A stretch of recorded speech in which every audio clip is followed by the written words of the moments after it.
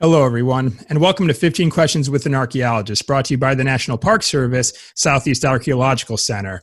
I'm Josh Guerrero, and I'm your host, and this is the show where we're trying to collect as many interviews as we can, where we ask 15 questions with an archaeologist. Each podcast episode will feature one archaeologist answering the same 15 questions. I think it's going to be fun, and we just might learn something. And today I'm joined by Ed Jakaitis, who is currently working up at Mammoth Cave National Park.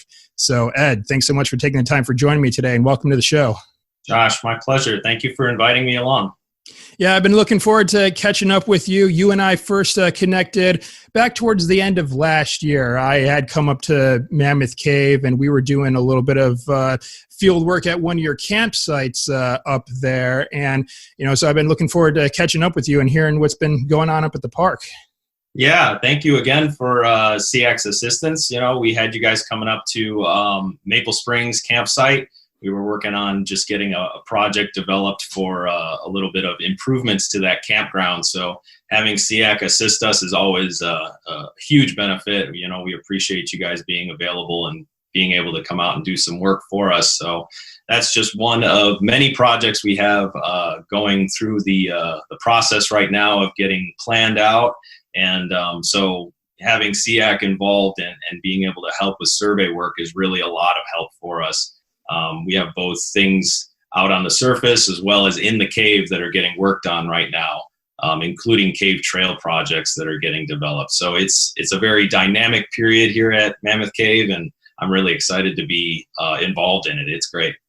Yeah, and we're certainly looking forward to helping out as well. And, because I really enjoyed being up at Mammoth Cave. It's like, I think before me coming up in December, I think the last time I probably even visited the park was when I was like a kid, like a long time ago. So it was good to retrace up there. And I know that the rest of us, who've had the pleasure to go and work in the park have really enjoyed being there as well. So we're certainly looking forward to seeing what you all have coming up in the future.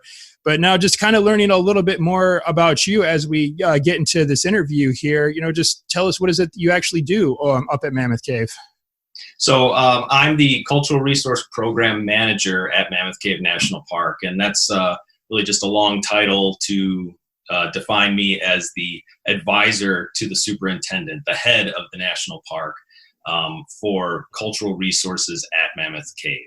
So that's dealing with both the archaeology, but also the built environment. So that's any kind of historic structures, the cultural landscapes that are found inside of the park. So those are the built environment in which, common historical activities have occurred. So I assist the superintendent with basically evaluating and understanding how those resources all sort of interact with one another, how the public interacts with those spaces. And we do things like the Section 106 process, the Section 110 process. Those are the legislative pieces that basically define how we go and do identification work and the protection of all of these cultural resources. And then we use that information to basically design our management for the park in dealing with all the history that you find in an amazing place like Mammoth Cave. So, other activities that I do in association with that are evaluations for ARPA, the Archaeological Resources Protection Act, and NAGPRA, that's the Native American Graves Protection and Repatriation Act. So all of these laws basically dictate how federal agencies will protect and curate their resources, their cultural resources. And then a big part of that is us partnering with agencies that are nearby, like the Army Corps of Engineers, who works on the rivers near Mammoth Cave. We work with them very frequently, partnering with offices like SEAC, and then partnering with universities in the area. They will help us to get basically all of that information that we need to understand those resources, and we all work together to do the research. It's really it's a very collaborative process working in the national park, and I think that's a big part of why I like being there and being involved in it. Well, it sounds like you're wearing a lot of hats. You just described like all these, different things that you basically got to keep track of, working with, a whole bunch of different agencies. And this is also a very big park too. I mean, it's not just the caves and like the visitors and the visitor center and the caves around it. This is a very big, expansive area. And it was, of course, 106 was what we were working on back in December. And then, of course, you do have 110 projects that you mentioned as well. But what I want to ask you about next, kind of just segueing into this is, if money were no object whatsoever, what type of archaeology do you think you would do? Would you kind of continue on doing this like 106 and like 110 types of archaeology, or might you look into doing something different? I got to tell you, Josh, I think I'm really fortunate. I think I'm getting to do the kind of archaeology I really want to do. I really feel like I'm living the dream here. I'm getting to work inside of a national park, but not only that, a national park that was really part of my childhood growing up. I grew up in Chicago, and getting to come down to Mammoth Cave was something that we did a couple of times. So I feel personally like Mammoth Cave is sort of my home park, and being able to have the opportunity to come and work here now is really, for me, it's a dream come true. And as you said, this is a very large park, 53,000 acres plus for Mammoth Cave National Park. So there is a lot of land, and certainly wearing many hats is a very good summary of what I have to do, and it certainly can't be done by one person alone. So being able to work with all the collaboration and all the support that I get, not only from the Science and Resources Division here at my park, but also from groups like SEAC, it's detrimental for me being successful in the work that I'm trying to do. So yes, I would say that being able to do 106, to do identification work, survey work, and then evaluate how those resources are significant for the national park, being able to do all that historical research that ties into our national heritage, I think that's just exactly what I envisioned being able to do as a student. That was my goal, was to have that kind of opportunity. And so to be able to do it now is somewhat surreal even now, to recognize that I'm here and doing this. It's great. All right. Outstanding.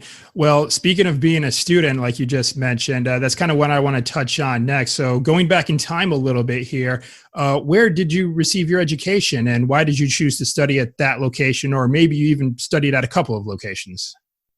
Well, I'd like to hope that maybe my experiences can be a unique tale for people, because I definitely approached college and my education in a very pragmatic way.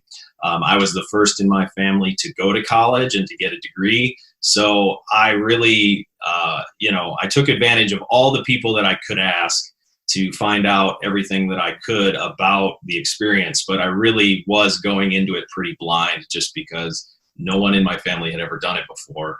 So I went to community college starting off.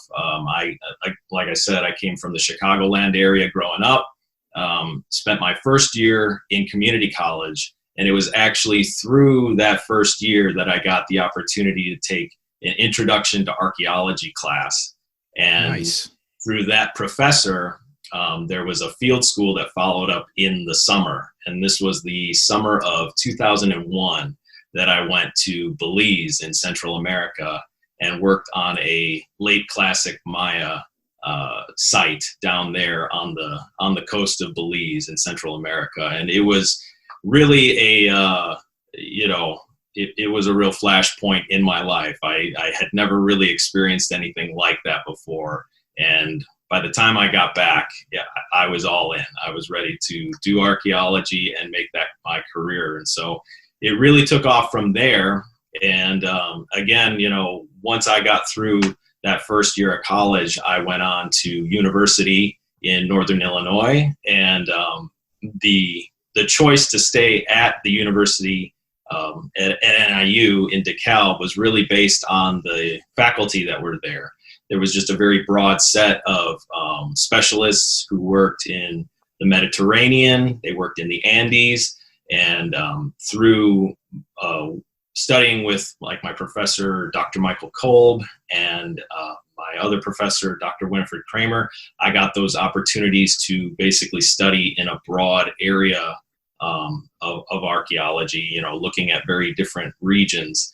And so it was a great opportunity to just get my feet wet in as many fields of study as possible, and having a 4-field approach to anthropology, you know, studying archaeology, physical anthropology, cultural anthropology, and linguistics. I felt the most prepared for a professional career because of all those experiences that I got through that program. So I think that was really what got me set off in the right direction, and being able to kind of catch up and keep pace with other folks that maybe had a little bit more opportunity to experience things earlier on than I had. So it was a good choice in the end, and I feel like it's worked out well. So even as a student, you're already, you know, practicing wearing many hats, just kind of dabbling into all these different avenues that one can take in archaeology, with either like regional specialties or certain chronologies and things along those lines. And now Belize, that probably must have been a pretty amazing experience. And I could probably see why going to work on a Mayan site early on, you know, as a young archaeologist, I'm sure that could easily serve as a catalyst to make that a career choice from there. But outstanding. So the next question I want to ask you going along this is, just along the way, you know, what would have been some of the most interesting sites that you got to work on? And that may be a lot. There might be a long list, but what kind of comes to mind? So, you know, as I mentioned, going through the university, I had the chance to work with a couple of professors who specialized in, like I said, the Mediterranean, the Andes. Belize was certainly, you know, one of the highlights of my early college career. I had a real, you know, wonderful time being able to experience doing Maya archaeology.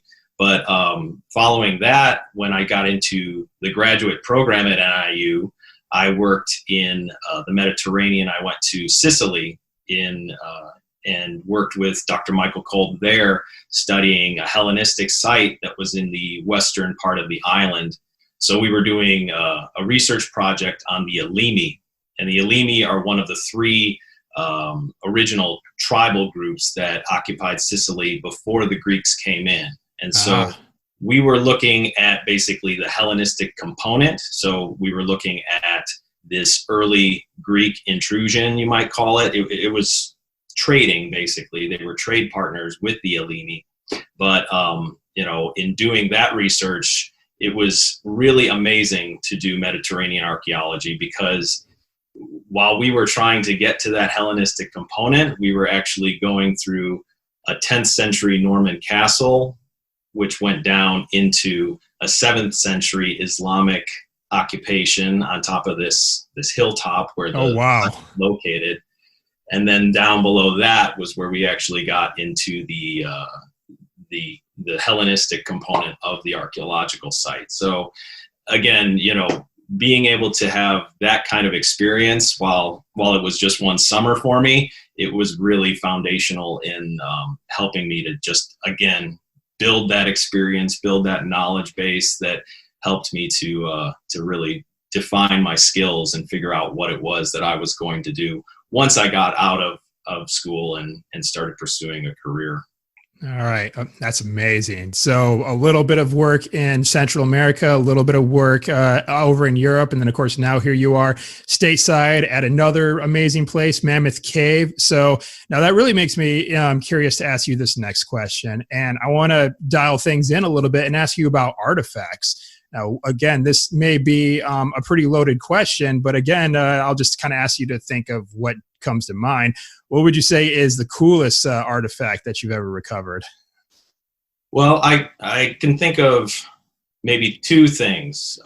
Probably the first artifact that, you know, to me, struck me as this is really something significant. This is something, you know, this is real archaeology I'm doing here. And so that was in Belize as a first-time archaeology practitioner, as a student. You know, 19 years old, really didn't know entirely what I was doing, but just trying to kind of follow the process and do things correctly.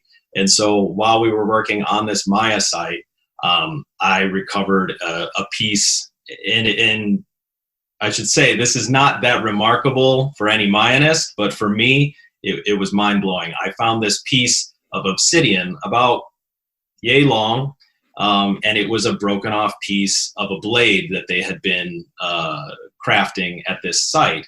And so, you know, at that very moment, that I can still picture that one artifact when I got it into my hand. And it kind of was shaped like, I want to say, sort of like a comma.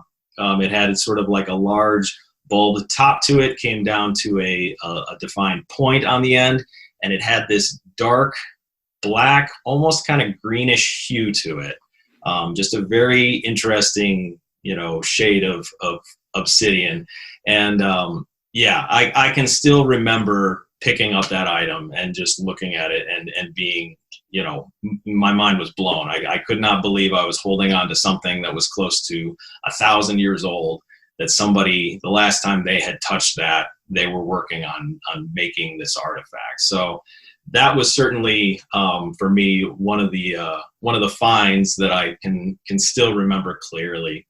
And then one other thing, working as a practitioner, you know, my first job in cultural resource management, I remember doing survey work in northern Illinois, and we were walking cornfields like we very frequently do when you're doing survey work for the DOT in northern Illinois. And we were walking across, you know, along the edge of this stream, and where this stream was located was actually formerly a wetland, probably, you know, several hundred years ago. And lying in the field, we found a scatter of material. So we started, you know, doing a more systematic walkover of that site. And as I approached the center of the site, I found a plummet. So that's basically a ground stone net weight, kind of teardrop shaped.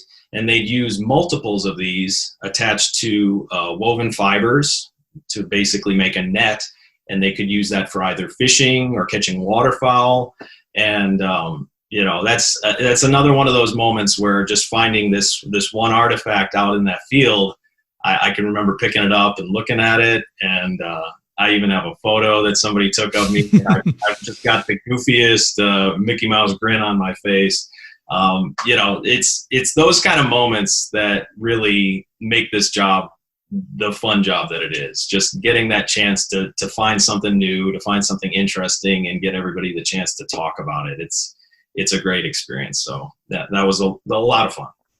Yeah, I certainly agree with you there. And again, it's just, I certainly resonate with your point, because I think about my early experiences as an archaeologist and finding something that, you know, hasn't been touched by human hands for, again, like hundreds, maybe even thousands of years.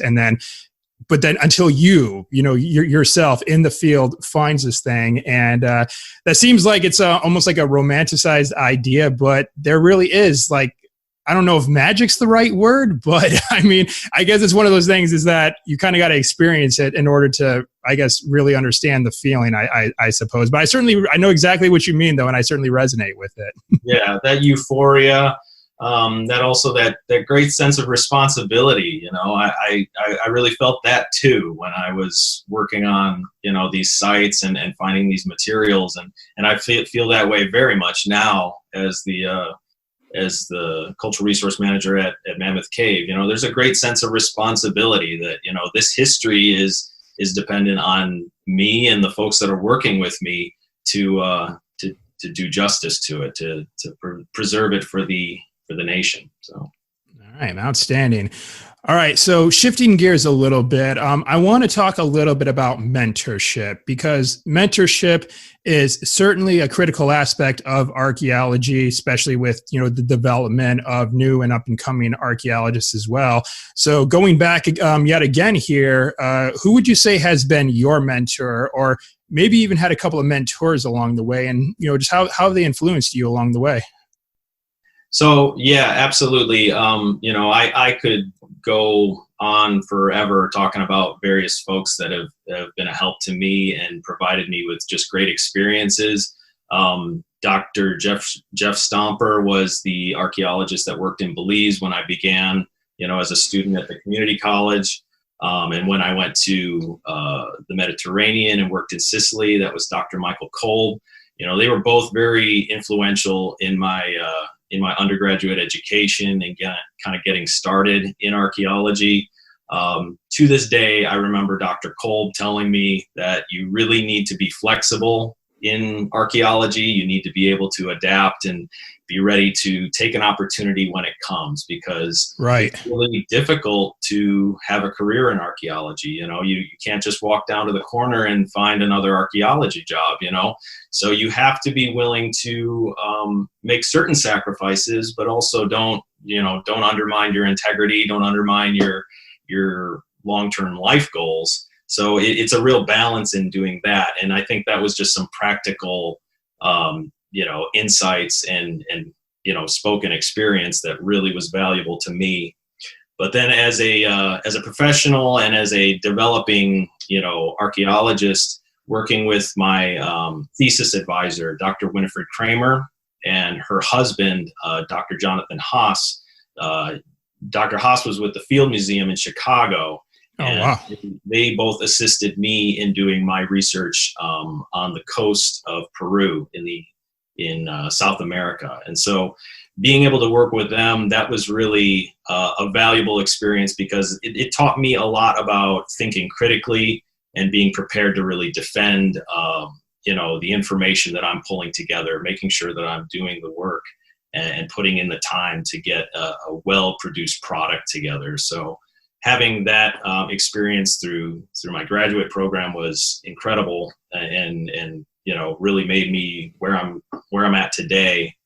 And then when I started my career early on, again in cultural resource management, working up in Northern Illinois, I was working with Dr. Phil Millhouse, and so Phil was a really big impact on me as far as doing preservation work in archaeology, and really kind of guiding me towards this path with the National Park Service that I'm in today. His sort of ethic for preserving sites and making sure to put your efforts towards something that's going to produce a positive result. You have to really decide which site or which resource can you reach a positive conclusion with, and what has the greatest chance of success. All of those kind of skills I really developed and learned working with Phil, who now actually works with the Archaeological Conservancy. And so he was a very valuable mentor to me. And then Tim Pinion is my chief now at Mammoth Cave. And as the chief of science and resources there, he's really done a lot for me to just help me through these first couple of years of getting my experience as a national park resource manager and learning how to work inside of the park system. So, that's just a quick handful of folks, but really, I couldn't have gotten here without the help of so many people along the way. So I think that's really just important to anybody's career, is just finding those folks that are willing to give you the time and the support to help you along your way. Yeah, absolutely. And I think some of the points that you just mentioned, as far as some of like the other aspects of just being an archaeologist, just as the job in general. I mean, yes, you have those, field methods and different theories that can be brought forth, but also just, the fact that this could be a very hard job as far as, especially just getting your stride going for the first couple of years. It's a lot of, short-term positions, term positions, and they can often be very competitive. So having like those other skills of, just being persistent and making good sound decisions and kind of maybe reflecting on yourself and things like that too. I think those really do go a long way in this profession as well. Absolutely. Yeah. Not having your path too strictly defined. If you've got one job in mind or one location in mind, you may be walking a real tightrope, and that could be dangerous for you. A good example for me was in graduate programs. I actually worked on a GIS certificate, and that was kind of my plan B. In the event that archaeology didn't work out for some reason, if I couldn't find work or if I just had something happen, I recognize that GIS, which for those of you who may not know, it's computer mapping, digital mapping. I recognize that was something that was much more broad. You could work for a municipality doing that. You could work for an engineering company doing that. And so, for me, I was continually focused on archaeology and trying to use skills like GIS that worked for archaeology. But then I did those things also to try to give myself another option. You got to always have that other option. Right. Absolutely. Good advice.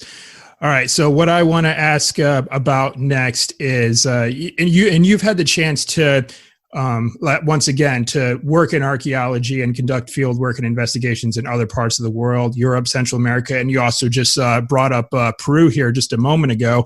But I'm curious to ask you, what country out there do you think handles cultural resource management and archaeology the best? I mean, who just gets it? What are your thoughts on that?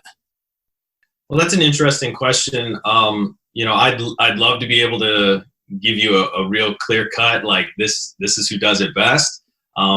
Especially for cultural resource management, I don't know that I can really say for certain outside of the U.S. Mostly because I've just only ever done cultural resource management here in the United States. Sure. Yeah. In 2008, I started as a cultural resource management archaeologist. Up till then, with Belize, Peru, the Mediterranean, those were all opportunities that were really in academic archaeology. And so I feel like that's a really different experience in a lot of the logistics and project designing work and the politics. Right.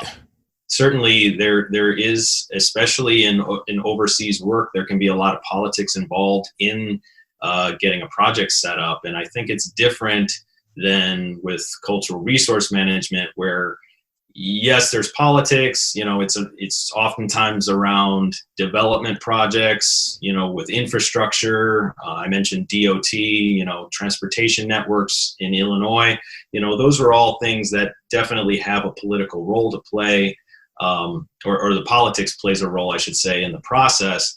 But I think really what it comes down to is just knowing the system that you're working in. And for me, I think the United States does it well. I think having the laws like the National Historic Preservation Act, ARPA, NAGPRA, I think those have all been developed over the last, several decades. And I think worldwide, a lot of our, industrialized nations especially have kind of walked sort of into it as a group. We've all sort of developed these similar laws.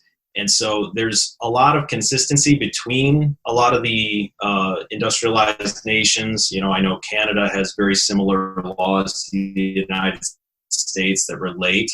But there's nuance between all of them. So I think it's really just knowing the nuances of those laws and knowing how to work inside of them as best you can. So I've been fortunate enough to work in a state historic preservation office. I worked in the SHPO's office in Denver, Colorado for about a year and a half. And that experience was invaluable to me because it allowed me to really focus my time and energy onto understanding Section 106 as a law, understanding the regulations and what it's required for federal agencies who have to follow these. So I think, again, that's really what it comes down to, is just being well educated in your system and knowing how to work inside of it as best you can. All right. Absolutely. All right. So next up, I kind of want to zoom in on Mammoth Cave, and I want to ask you a little bit about volunteers. Do you have any volunteers that are able to come and participate within the park, maybe either on like an excavation or maybe perhaps in a laboratory setting or anything like that? Absolutely. We have, right now, we have a number of volunteers that come and work here at the park. Mostly that's for site monitoring work. So, we've talked about the cave and its 4,000 plus years of human history in the cave. But right. Once you get out onto the surface of the park, there's that other 53,000 acres. And there's, the full spectrum of prehistoric archaeology found there. So this goes all the way back to the late Paleo-Indian period. And that includes rock shelter sites. It also includes historic sites like old farmsteads. And so we need people to come and try to help us out. There's only so many of us that can get out and walk around the park, and being able to have, sort of those trusted volunteers. We get student volunteers, we get folks that work for other federal agencies that want to come and spend time in the park. And we're glad to have them come on, and we can train them and provide them with some of the tools that we use for going out and monitoring sites and just checking on them, seeing what their conditions look like in the field. And then, that helps us out a great deal. As far as doing excavation work, we are typically working with students. So that's really where most of our volunteer work, if you will, comes from, is working with students and giving them kind of an educational opportunity to try out cultural resource management, try the process of field survey and testing, and get that opportunity in through that. So we're always open to, people with interest, people with a desire to really help out. And if anybody ever does want to come and work for Science and Resources at Mammoth Cave, certainly reach out to me or to my chief, Tim Pinion, and we'd be, thrilled to get you involved some way. All right, great. All right, so the next couple questions that I have for you, these are getting into what I think is the core of what it means to be an archaeologist, as I say. And the first of those questions is, what is just the best part about being an archaeologist? Well, I think, it's a little cheesy, but I did mention earlier just sort of those experiences of finding things, of discovering something that hadn't been found or held on to in over 1,000 years. That moment of discovery, that's really a hard thing to beat. It's just, it's kind of, it sounds like a canned response, but it really is true. Like, that really is part of what I think draws me into to doing the work that I do. And it doesn't even involve just the field work and finding those objects out in the field, but it's really also the research and finding out just some new pieces of information that maybe have been lying dormant. There's a lot of research that gets done for Mammoth Cave, and so there's really some great opportunities to learn new and interesting things about the cave and the way people interacted with that space and the space around it. I have experiences also from back in Illinois where there was archival evidence of early historic towns, places that had been settled out in the Illinois prairie, and then those towns just kind of disappeared. And the archaeology is still out there, but the information was kind of lying dormant and people didn't know about it. So being able to find out sort of those stories, those pieces of history that kind of show up for a brief moment and then fade away, those are the really interesting things to come across and to be able to bring back out into the light. Yeah. And plus, I would also imagine that working in a park of this size too, I imagine that you must be a little bit curious as to, okay, well, what else is out there in terms of archaeology, or what other information is lying dormant out there in this massive park that you are now a part of? Would that be accurate? Oh, absolutely. Yes. I spoke to the one in Illinois, but the same goes for Mammoth Cave. There's countless little communities that sat inside of this big area, and there's still some evidence of those left in the cemeteries that are still out there.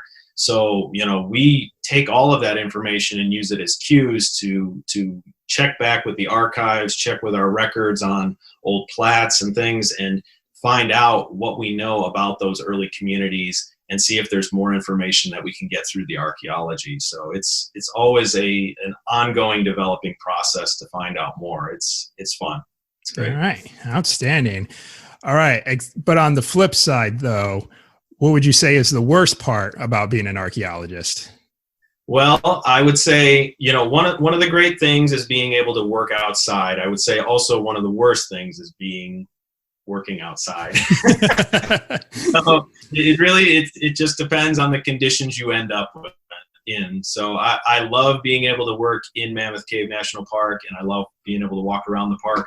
I have the luxury now of sort of picking and choosing those days that I go out and do the work that I do.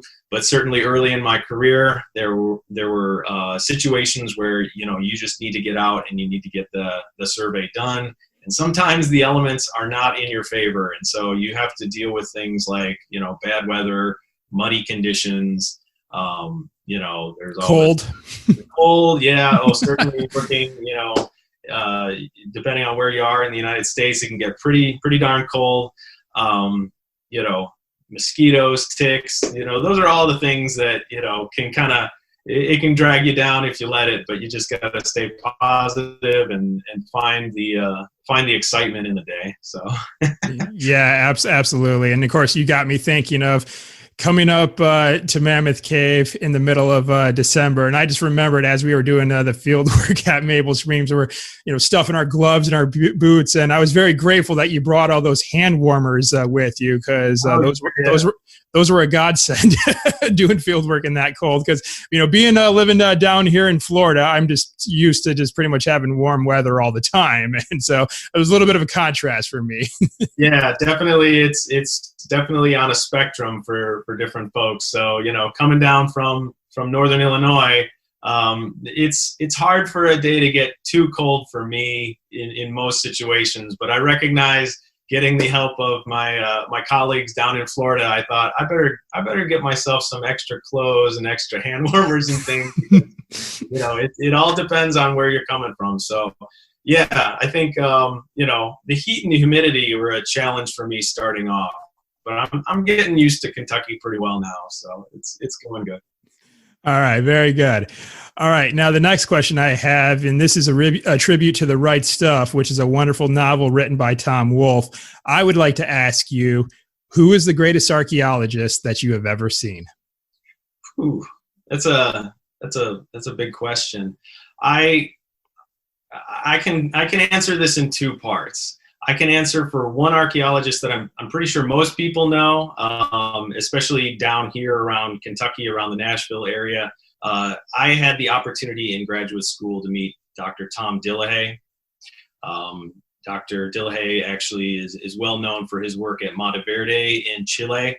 And so, he did some pretty groundbreaking research that really redefined our understanding of the earliest Americans, the folks that were coming into the continent via the Bering Land Bridge and possibly water routes, working their way down into Chile.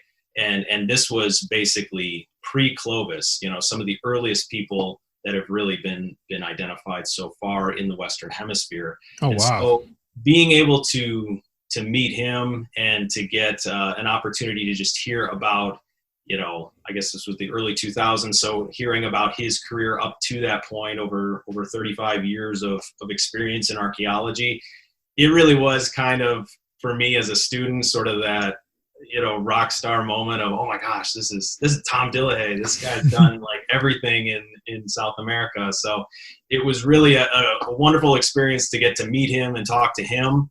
And so, that's one side of the spectrum of really this famous, well-researched, well-accomplished archaeologist. And then on the other side is an archaeologist I know of that probably few people do know outside of Northern Illinois, and that's Ken Geyer. And Ken Geyer is a gentleman who's worked in archaeology for probably about as long as Dr. Dillehay has. But he's worked as a volunteer. I don't know that he's ever had a paid job in archaeology. He may have worked for the state of Illinois for a time, but his work is just outstanding as a field worker, as an excavator.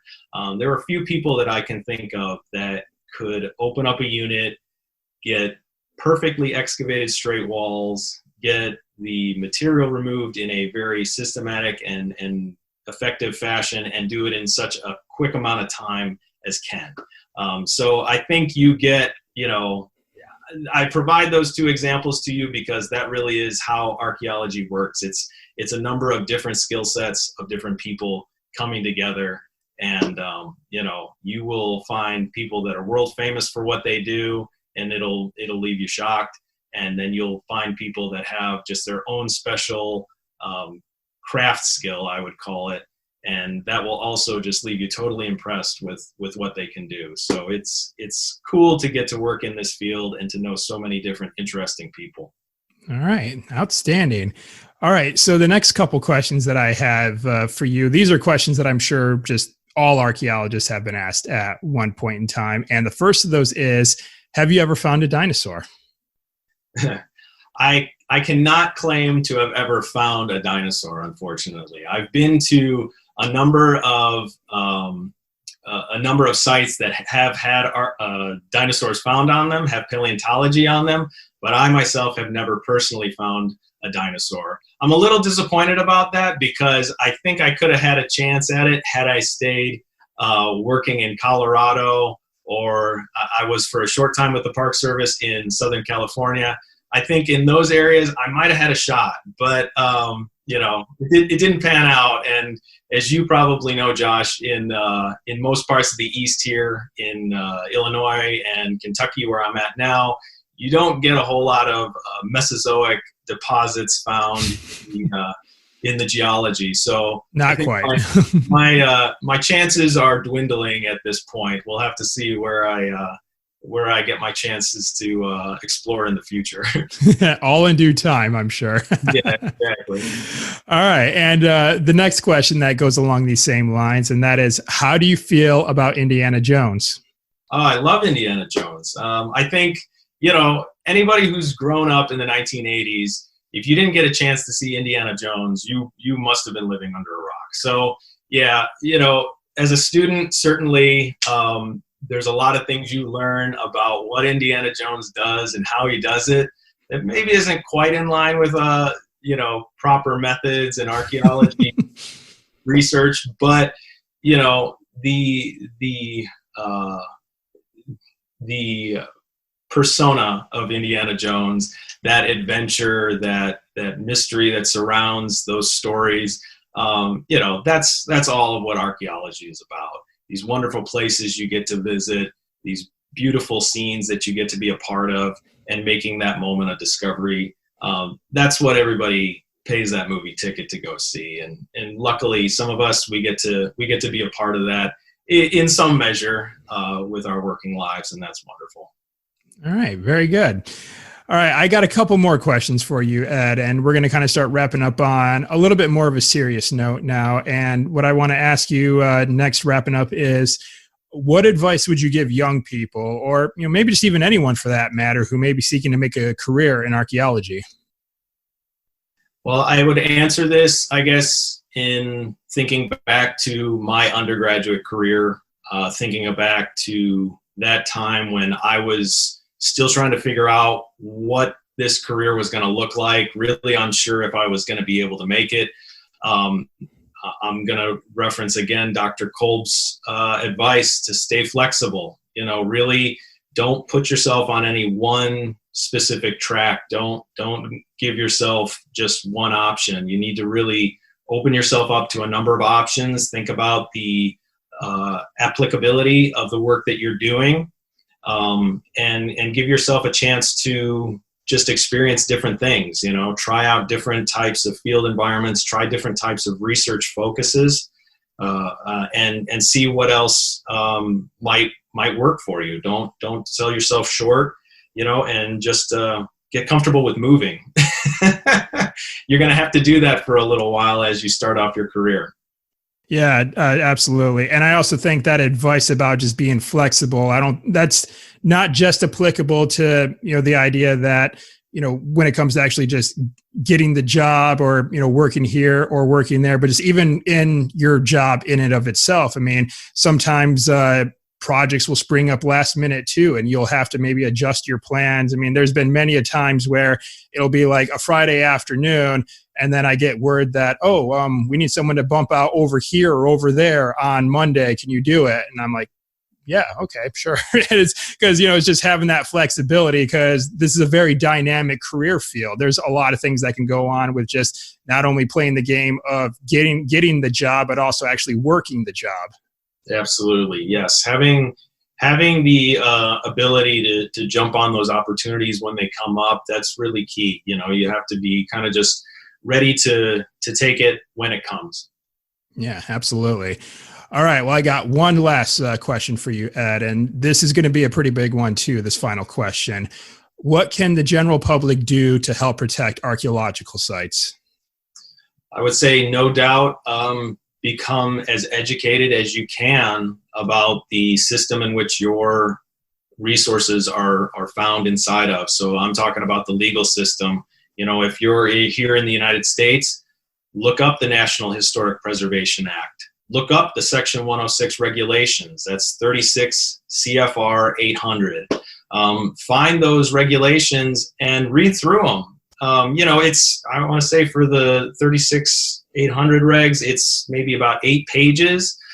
And it lays out for you the whole process of how a federal agency and the United States government works to protect its cultural heritage, you know. And I think just being able to understand that process, it allows you to be involved as a part of it. One of the main tenets of Section 106 is the communication aspect. It is about communication, talking to the public, talking to Native American groups, getting their input on how they feel cultural resources should be protected and treated. And I think, you know, the more informed that people are, the more they can provide their assistance, their knowledge, and it can help to, you know, it can help to save a site. It really can. I've seen it happen. So that's, you know, one of the key things I think is just getting a chance to know your archaeology, know the sites you're really interested in and you want to see protected, and know how to go about getting involved in the discussion to protect them. That's really an invaluable service. And then, you know, just reach out if the national parks are the place you want to be helping out and being a part of. Don't be afraid to contact people and find out who you do get in touch with to maybe do a volunteer project. Maybe you come and you help, you know, be a part of a fundraising effort. I'm not really sure, but whatever it is that your interests are in, there's probably a way that you can help out with the national parks. We always encourage our public to come and, you know, enjoy the park, but also feel ownership in it and be a part of it, because we're all in this together. It's all part of our own collective heritage. And I think it's something that we should all value just about as much as anything we have here with all the wonderful things that we're provided. I absolutely agree. Outstanding. All right. Well, Ed, that's it. That's all 15 questions all wrapped up. Before we close out here, you know, again, maybe if any one of our listeners, you know, they want to come to Mammoth Cave, maybe they want to volunteer, you know, how can we connect with you and where can we go to, you know, maybe learn a little bit more about the park or maybe activities or events within the park? We're recording at the 1st of May here, and it probably might be some time before this episode gets released. But, you know, by all means, you know, tell us what y'all got going on. Well, right now, as you know, we're kind of in a situation of standing down and waiting for things to open up again. But the national park is actually, as a space, open, and people can come and visit at any time. Our visitor center is closed right now, and our tours are closed as well. But we're already in the process of getting a plan laid out to start opening things back up again soon. And so I do hope to see people arriving again to take more of our cave tours. It would be wonderful to see that again. But if you're looking for more information on the national park, certainly search us out through www.nps.gov. You can find the national park, our specific park webpage through that. And otherwise, if there's any specific questions you want to know about science and resources, you can get in touch with us. Our number is 270-758-4100, and you can reach out to us here at SRM, and we'd be glad to answer any questions you have.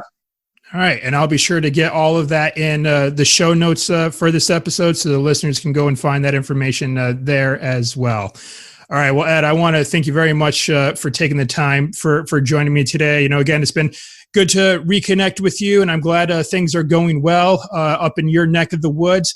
But yeah, thanks so much for taking the time for answering my questions today and sharing your insight with the listeners. It was a lot of fun, Josh. Really good to talk to you again, and I really look forward to seeing folks from SEAC again. All right, likewise. All right, everyone, that's our show for today. Be sure to follow us on Facebook, Twitter, and Instagram at NPS-SEAC. That is at NPS-SEAC. And be on the lookout for more episodes of 15 Questions with an Archaeologist dropping at the first of every single month. And please remember that since we work for the government, we spell archaeology without the A and the E, so it's a little bit different when you read it in the title. Thanks so much for tuning in today. I'm Josh Guerrero, and I'll see you in the next episode.